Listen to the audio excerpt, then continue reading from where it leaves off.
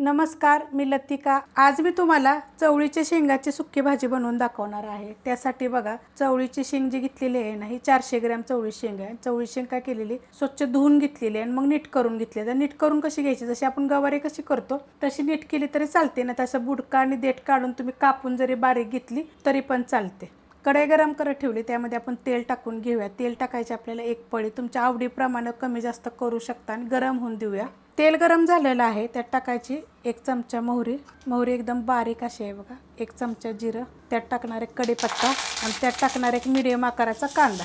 कांदा चांगलाच आपण भाजून घेऊया। कांदा बघा हलकासा भाजलेला आहे, त्यात टाकायची आपल्याला थोडीशी हळद, मिक्स करून घेऊया। आणि त्यात टाकायचे आपल्याला लसूण आणि आलं अर्धा चमचा। मी कुटून घेतलेलं आहे, तुम्ही पेस्ट जरी टाकली तरी चालेल। आणि जर तुम्ही लसूण खात नसाल तर तुम्ही नाही टाकली तरी चालू शकते। आता हे आपण चांगलं भाजून घेऊया। मस्त असं बघा भाजून घेतलेलं आहे। आता त्यात टाकायचं आपल्याला एक मीडियम आकाराचं टोमॅटो आणि हे पण आपण चांगलं भाजून घेऊया। मस्त असं बघा झालेलं आहे। टोमॅटो पण आपलं सॉफ्ट झालेलं आहे। त्यात टाकणार 1 चमचा कांदा लसूण मसाला, चवीप्रमाणे टाकायचे मीठ आणि त्यात टाकायचे आपल्याला ही शेंग स्वच्छ धुवून नीट करून घेतली होती। गॅस आहे मीडियम आणि 1 मिनिटभर हे परतून घेऊया मसाल्यामध्ये।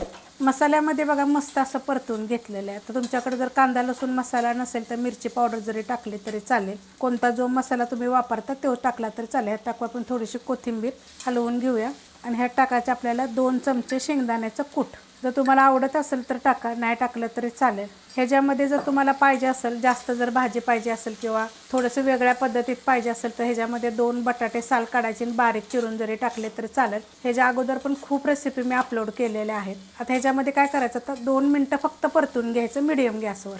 परतून घेतलेली आहे बघा मस्त अशी। असं पाणी सुटतं बघा मीठ वगैरे टाकल्यानंतर। गॅस केला आता मी बारीक, मीडियम गॅस होता। आता आपण ह्याच्यावर झाकण ठेवूया आणि ह्याला काय आपल्याला वापरतील की जास्त वेळ काय लागत नाही। तर ह्याला काय करणार आहे, बारीक गॅसवर मी 10 ते 15 मिनिटासाठी झाकून ठेवणार। जर तुमची कढई पातळ असेल तर तुम्ही एकदा हलवा। मीडियम गॅसवर जर केलं ना तर 5-5 मिनिटाला बघायचं। बारीक गॅसवर बघा झाकून ठेवलं, तर आपण झाकण काढूया आणि एकदा फक्त मी हलवलं होतं। आता हे मिक्स दाखवतो तुम्हाला, मस्त असे होते बघा। पाण्याचा वापर वगैरे काही करायचं नाही, नुसतं वाफेवर एकदम मस्त होते। फक्त जर तुमची कढई जर पातळ वगैरे असेल तर बघायचं खाली वगैरे लागल, लक्ष ठेवून करायचं। मस्त बघा झालेली अशा पद्धतीत करायची एक नंबर लागते चवीला। रेसिपी आवडली तर लाईक करा, सबस्क्राईब करा, कमेंट करा आणि शेअर बी करा।